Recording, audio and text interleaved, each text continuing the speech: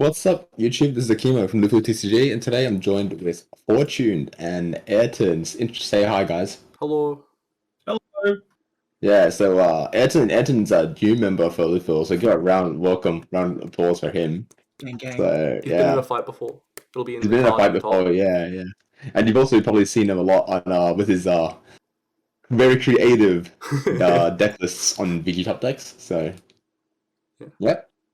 Today we're going to be talking about the Banlist that happened literally, I think it was like an hour ago from us, because this is an hour from recording. And we're not gonna be talking about why these hits happen, more so like what these hits are and what is the next best thing, pretty much. Like where the decks go now that they've been hit. Yeah. So yeah, Let's get into it. hope you enjoy the video. This is our first discussion that we've had in a long time too, so far out. Yeah, let us know if you want to see more. Alright, so first things first, we're going to be starting off with United Sanctuary. I'm going to be talking about the bunch of these because I play a lot of United Sanctuary decks.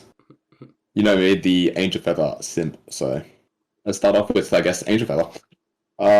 The only thing that got hit for Angel Feather was Ultima and the Overtrigger sort of interaction, which kind of hurts, but it doesn't really change too much of the deck. Basically, you can play Angel Feather how it normally is. You can go with Ultima Stand Loop if you want to. You can still play that. You can still play Nokia Buzzsail.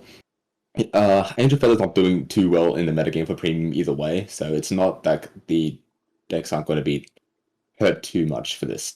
So it just means that you can still play whatever you want, Angel Feather. The next best thing, in my opinion, would probably be Gabriel, actually. Just standard plus Gabriel, just utilizing drive checks to get stands and having more attacks and higher powered attacks during the battle phase. I think the main ones that actually like change what they do, like obviously most things are gonna just chuck out the Zeroth, but the main ones that got affected from this hit in particular would have been golds. Yes, which is what we're going to be talking about real soon. Yeah. But next, so basically, yeah, just stick to Buzzsail, and I think you should be good. Just run. The format's gotten a lot slower, so you can just play any kind of defensive Angel Feather deck, and you should be actually pretty good, I think. For Shadow Paladin, we're doing Shadow Paladin next. This is a really weird order for United Sanctuary, by the way, so yeah. I just wrote these based on the clans I remember. So, Shadow Paladin, Bendy, and Ultima. So, okay, so first we'll talk about Ultima. Obviously, Ultima, Overtrigger Loop. I don't think we really need to talk about that much because it doesn't affect how the deck should be played. You just either one run the other. But the Bendy means that you cannot actually pretty much ride skip. So, not ride skipping means you can't stride first. And what that means for basically Shadow Paladin is that decks that required those are not as strong, but Shadow Paladin still doesn't get hit very hard for this. So you can run stuff like, the next best thing would probably be maybe Cloud Sword Chain Ranker, for example. You could try just maybe Drag Driver Luard and Chain Ranker as well. You can even try just even like Morpheus Turbo. It's still the same thing. Yeah. Bendy doesn't really change much. Not many people were even running Bendy too often in premium beforehand, so it's not like you just go back to how it was beforehand. Bendy just like took the deck a turn forward compared to everyone else, and now it's just like evened out again. Yeah, what say you, Ayrton? Because you're I think out of all three of us, the most recent one to play Luard. The only thing that Bendy losing Bendy really affects is the turbo to grade 3. You lose that Morpheus turn earlier. You lose 2 ritual because you can blast. You blast the grade 1 you ride and the Bendy that you sack for PBD. So you lose 2 there, but it doesn't really matter, I feel, because you could just play more Blue Espartas at that point instead of taking it out for Bendy if you opted to play it. Yeah. You just mill it through your deck faster. Like, the deck could become more consistent on ritual in exchange for like losing the jump, essentially? I wouldn't say more consistent. You'd be... I reckon it comes a little bit more high rolly because you'd have to try and mill through your deck a little bit faster to get to the same level, just to make up for the two lost numbers. I feel like it's more of this. I feel like it's kind of is a bit of the same as well because Bendy relies on opening the main, and like I guess with Blue Espada and like that, if you mill a trigger, that's also to add to your ritual count. So it's like, I guess you could say like pretty much just go back to what you were playing beforehand with Luard. Yeah. With the format being a lot slower now as well, you don't Mm. need to rely on the jump nearly as much as well. Yeah. Well, looking to be slower at least. So now, Gold Paladin. Mm. Ultima Overtrigger, that's the only hit that Gold Paladin really received, and it's obvious because if you're 100 millioning and standing all of your 18 attackers that you've Gold Paladin probably has, it's a bit unfair for the opponent, and they can get Ultima out the quickest. So this was very much one of the, I think in my opinion, one of the biggest deciding factors. I think it's for a lot of the United Sanctuary clans. I'm going to say this a lot. I think just stick to what you're playing beforehand. Before, like, if your deck relies on Ultima, then maybe you should focus more on Ultima instead of the Overtrigger. But if your deck doesn't really care too much about Ultima, then you can run the Overtrigger and stuff like that. So, Golds, in my opinion, I think it does rely on Ultima, so you don't really need the Overtrigger. Yeah. Oh, Yep. I mean, I guess it depends on the build, but Yeah. that's the thing. Like, now that you have to choose one or the other, we're probably gonna see, which benefits them more, essentially. Which is actually something really that something I'm really enjoying for this Banlist as well. The transition between an Overtrigger and something that's integral to a type of deck. Yeah. So, Oracle Think Tank with Ultima. Or now the funny thing is about the Oracle Think Tank is that they don't need Ultima either. I don't think in all my games, all my games of playing Oracle Think Tank, I've never gone into Ultima. So, so you can just run the Overtrigger. Chuck the Overtrigger into your Momo Calico deck, which is funny because Calico wasn't hit, but I'm still kind of seething over that. But you know, I mean, we didn't get a watch list, did we? We didn't get a watch list either. So maybe when people have just to abuse Calico enough, and we'll see that hit.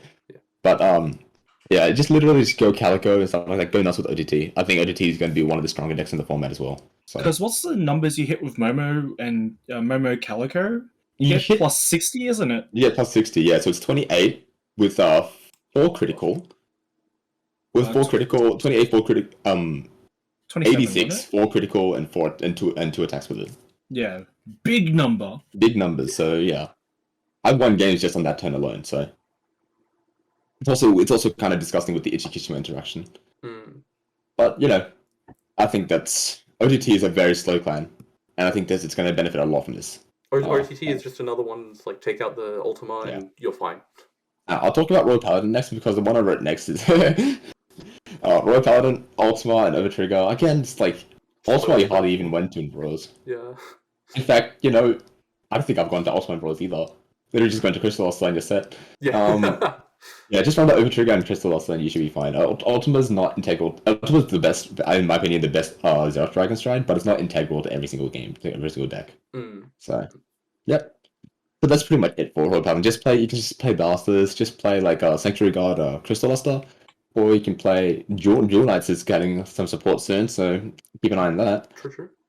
Now the last one for United Sanctuary, because I don't want to go too long into this one, is Genesis. Yeah. Now Genesis.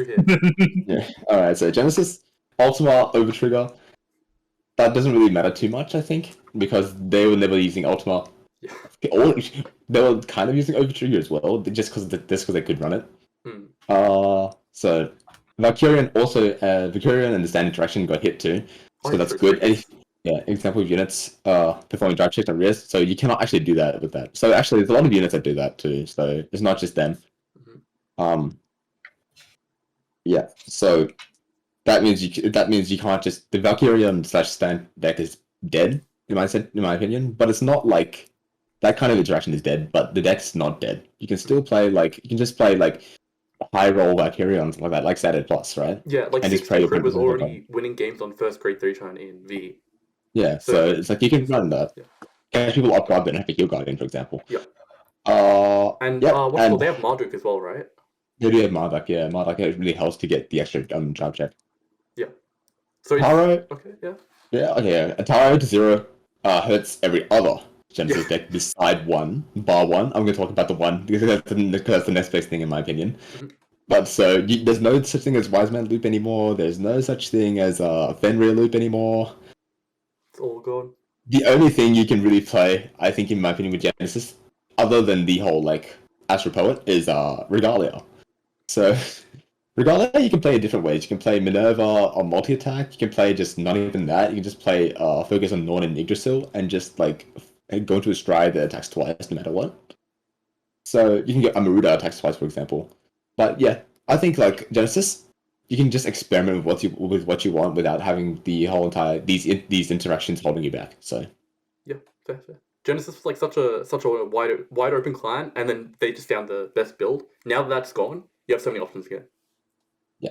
All right, and that's all for the United Sanctuary. Let's move on to Dragon Empire. Yeah.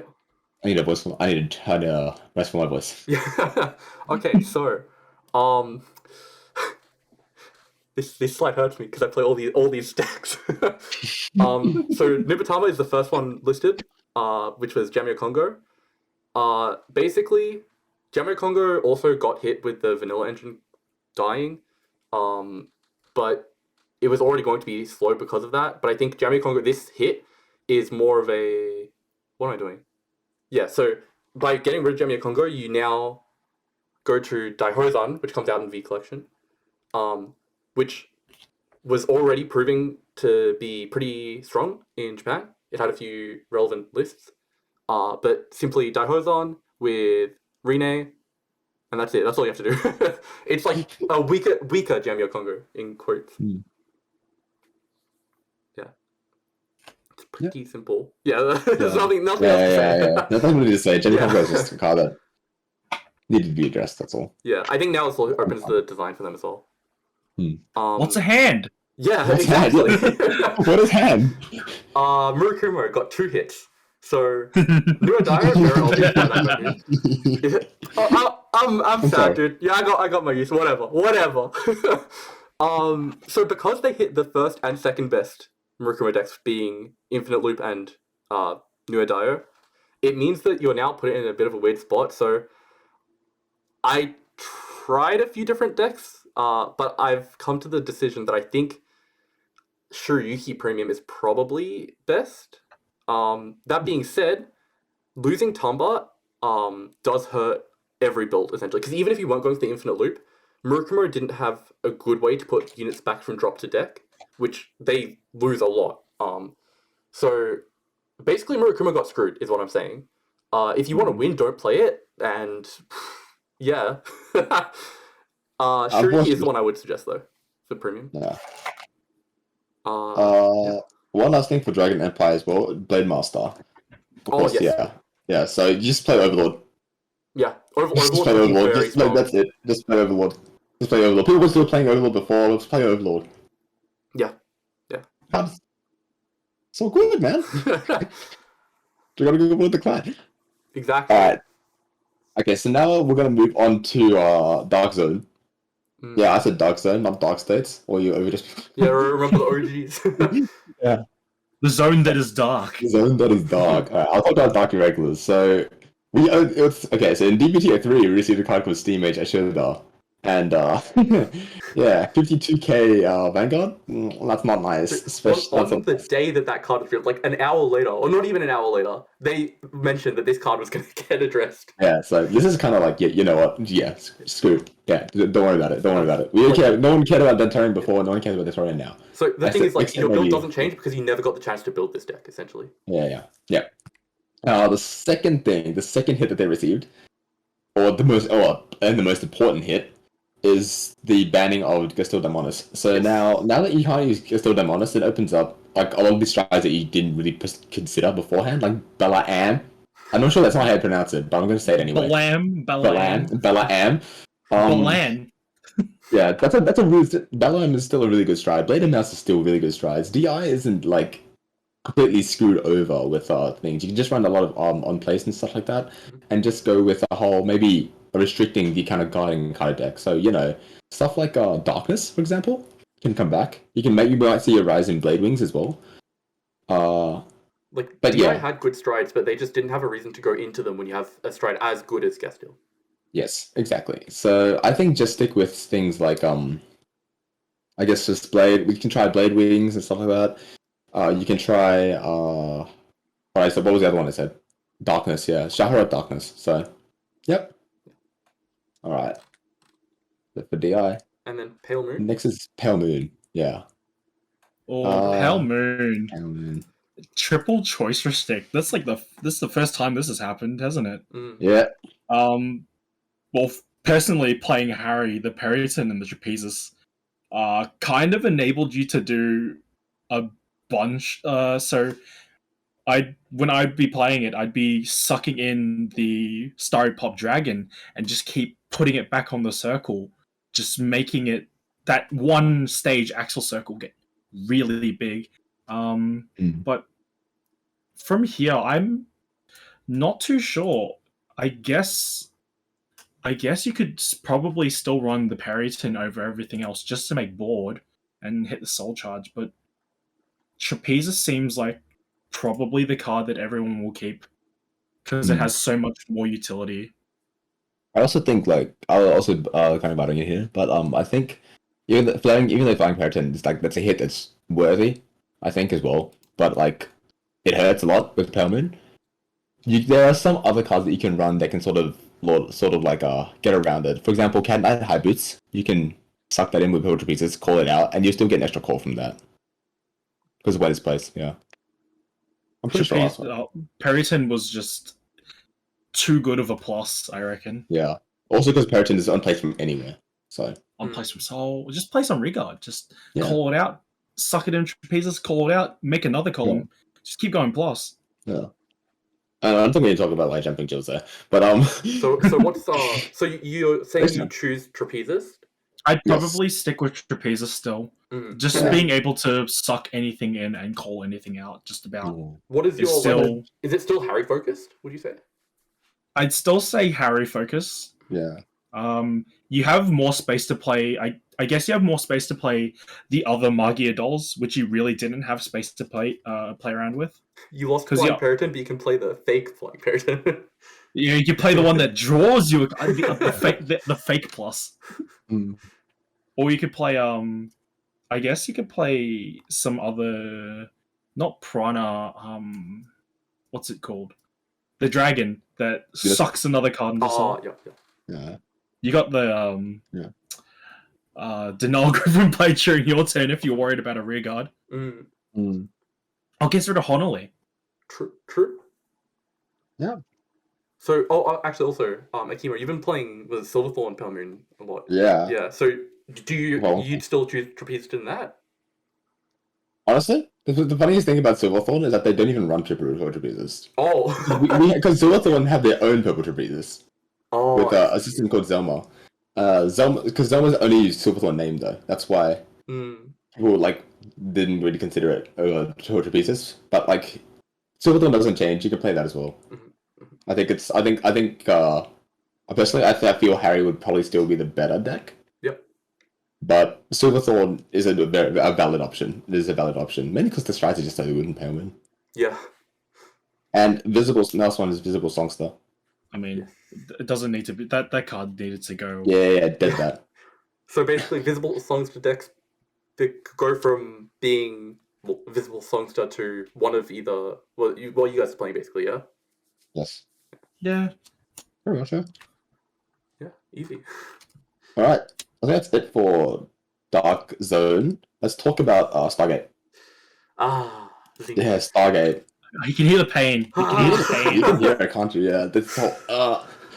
Okay, this hurts. The thing is, because they never made another countercharger, there's really no like replacement for it, I guess. Because they always designed like, oh, they have Zinc, they're gonna be fine. There are a few options now. Like what I'm thinking is some of the options are Nordstorm Dragon, which is, I mean, you run it in V, so I guess it's a countercharge. What's it called? Honestly, playing 2 Cosmo Wreath Draw PG and then 2 of the Grade 1 Cosmo Wreath, because it's getting to that point where you just need any countercharge now. And then if you really want to, there's some order cards that you can play in Link Joker because it's a Bradgate deck, and then you have Bobomine, so yeah, the options the options are slim, but they're there. Bobomine, yeah. Yeah. And also, Bradgate is there. The Meteor order card, because it soul charges you 1, you're getting, essentially, you're using 2 cards, instead of the 1 for Zinc, but you get Soul Charge 2 and Counter Charge 1. So it's 2 cards for less, but it's still getting resource, which is the important thing. And losing the Starvader name hurt. Yes. So I think as well, Melepton is probably getting kicked out of the deck because he cannot afford the 2 Starvader Counterblast anymore. It's too inconsistent now. I see. Okay. Yeah. Especially because, in English at least, we don't have Clan Collection 2, the one with Infinite Zero in it. No. So we don't have Palladium yet. So I think, at least for the time being, Melepton's gone in English. Maybe in Japanese, but that's even then like 1 or 2. Yeah. Yeah. Now, move on to Megalanica. Zoo got no hits. Yeah. I don't count Temperspear and Zarzan, but I think we're going to talk about Temperspear or Zarzan. I mean, we can go over them at the end if we want to, but like, they're pretty obvious. Yeah. So I think we'll start off first with I guess the deck that was abusing Zarzan the most. And that's Granblue. So moving Zarzan from Granblue, it just means that Granblue, the deck changes. The best part about Granblue is that it's the engine changes. It's not the deck that changes. So that's why Granblue has got this, can like sort of adapt to so many different situations that even if one thing gets hit, it's like, oh, I can just change to something else. So a lot of things that me and the Granblue fanatics that we know we've been talking about is the whole superior right engine with Spirit Exceed and Spirit Knight and Night Spirit. I know that's being talked about in a few places. You have more room for that. So you could throw that in as well. You can just run like Ghosty Premium is not bad either, I think. Ghosty Control is very nice. Yeah, Ghosty Control is very nice, especially with the format being slower, because Ghosties are inherently a sort of a defensive deck. Yeah, Ghosties are doing pretty well in Japan. Yeah, so it just means that you have to change your engine, and you can't rely on stuff like getting GB so early, so Night Rose can't like flip up Cyclone, or you can't just headshot Zombie immediately, or you can't just can't call Robo. You can't call 4 off your first. Yeah. King Obadiah. Yeah. This also means that you can't call a 4 off on King Obadiah, which is not bad. I think you can still call 4, but just differently. It's not the end of the world. I mean, it's not the end of the world. Yeah. Granblue, like until like pre-Zarzan, was fine not calling 4 off Obadiah. They can go back to it again. Yeah, especially with the form being slower, as we mentioned. Yep. They just need to reach. They just need to reach into the Bunnings warehouse of tools. Yeah. Like Granblue will be fine. That's the thing. Bunnings warehouse. And the other blue deck is. Yeah.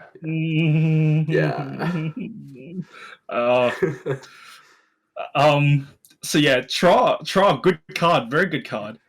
Can we get a moment of silence for the Yeah, silence for Ayrton, yeah. I don't want to mention how much I spent on that deck. But with Tragon, you still have the Selena jump up to 2. So instead of you have 2 options. You can still ride up to 3 and just play the V Riviere game plan and just make markers smack face a couple of times. Easy there if you're going first. But if you're going second, I have a strong feeling you could actually start grade 2 gaming with the deck pretty hard, especially since we have like Lissalot, Aqua, like those really, really strong grade 2 cards. You could just sit on grade 2, keep going kind of plus. Well, Lissalot's definitely a plus, but like with Aqua, you can kind of start filtering for pieces you need for later. You can especially take out some of the other Riviere cards, like Freya the Resist. I played in mine for so I didn't get shot by Cannoneer or Denial Griffin or something like that. You can actually start taking those out, putting bigger shield amounts in your deck, and replacing them with the other Riviere cards for more shield, more draw. Start turboing through, filter your deck as much as you can to get to all the triggers. Lyrical Overtrigger helps a lot, especially if you're thinking about the grade 2 bash, because if you hit that, your rear guards are just hitting for massive numbers after that. Who needs a force mark? Yeah, exactly. Either that, or you can just play Reindeer or Highlander.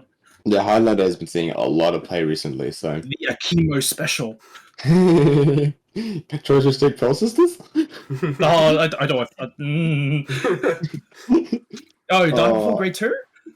the other hit that the Bermuda Triangle received was to do with Fina and Potpourri. Now, the funny thing is, I was playing this a lot a while back. I think it was like, 2 years? Yeah, I think it was a whole, like, 2 years. Oh, not in 2 years, like a year ago. Yeah. Wait, it might have been 2 years. We're in lockdown, yeah. It might have been 2 years, actually. We've been 2019. Yes. Okay, so you're playing the deck, and Yeah, when did Rubio come out? Anyway, when Rubio came out, I was actually using Fina and Potpourri a lot in that deck because the whole idea back then there wasn't much marker like sort of generation. But back then with Rubio, you were riding a bunch of times and then just getting a bunch of force markers. So I got to a point where if your opponent was at 4 damage, for example, and you just made the Potpourri loop, infinite loop, you just win on the spot. But I've also been the biggest advocate since then. I've also been the biggest advocate for like Potpourri to be like addressed in some way. So this is just fine. It doesn't really affect any of the top decks, top Vanguard decks. It just means that you just can't play this. It affects all 5 Potpourri fans on the planet. Yeah, I'm sorry, Potpourri fans. You can like maybe you can like maybe you can like just rest easy knowing that your card is rest in peace. Just like Loris. Okay, so the thing is, with this, it was never like it wasn't a Fina deck. It was like in something else, right? Yeah. So it was usually something else. It's not like your deck is really changing. It's that you just lose this engine, I guess. Yeah. It's like you wouldn't even play either one, right? No, really, no. Like if you can't play, Like, then no you- point to play either. Yeah. Yeah. You could play. guess if- I guess you play Fina for like. I guess if you're playing like Melody Premium, Yeah. but if Bermuda get like one of those Crystal Luster Strides, then you'll see a lot more porn, I reckon. Yeah. Yeah, and honestly, if we ever get new Pokemon Collection Strides, I feel like that's something that could happen. So, all right, so that's it for all the clans that were addressed. But if we're talking about like total addressed stuff like that, it's literally everything because Cray Elementals and stuff like that. As far as I can say. Yeah. That's long part story of Temple short on Spear. that, Cray Elemental engine's done. You probably Yeah. won't see it ever. Yeah.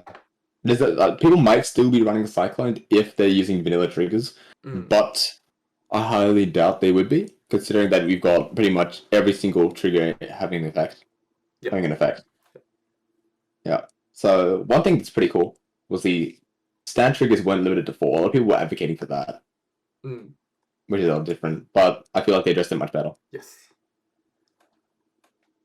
But yeah, that's pretty much it for the video and stuff like that. So I just realized something. Yeah. actually, If you were playing Luard with Dagda and you hit the overtrigger, you can't stand Dagda with the stand trigger anymore, right? you would not be able to know. Yeah. No, that's also something that Yeah. Also, yeah. Luard Keep kind in of lost, I mind. guess. That's actually that's That's a a very big good thing. point, actually, Yeah, we all come yeah. So Didn't actually realize that. yeah, but cannot if you check overtrigger the- is. I think Akimo, you mentioned it like very briefly. Like these are Valkyrian and Vision Token were not the only 2 cards that allow Regards to do drive checks. Yeah. So the Kidder Overtrigger is one of the is a pretty big offender about this. So I didn't actually mention this in Oracle Think Tank either, actually. But there's a sort of pretty degenerate loop that you can do with Overtrigger with Battle Sister Engine. I won't go into that just yet because I kind of want to make a video on that. I kind of want to do that in a fight. A lot of these decks that we've mentioned, we're gonna try to get fights out for. Yeah. So like we said, like we've said what decks you play now that there are these hits. We're gonna show you them in action. But yeah, just bear in mind that if you play stand triggers and you play the Key to Sanctuary over trigger, just bear in mind that if you check the over trigger, you will not be able to stand any of your regards. Oh no, you'll be able to stand it, but you won't be able to drive check on the. Yeah. Oh yeah, you'll be able to stand it, but you won't be able to. Is it? Yeah. Yeah, you just won't be able to. Yeah, you can stand it. Check again. You can stand it, but you can't like. Yeah. Yeah. You can't. Yeah. It's weird. Yeah, I think that's pretty much it. Yes. But yeah, that's pretty much it. Hope you enjoyed the video, and please remember to leave a like, comment, and subscribe for more content.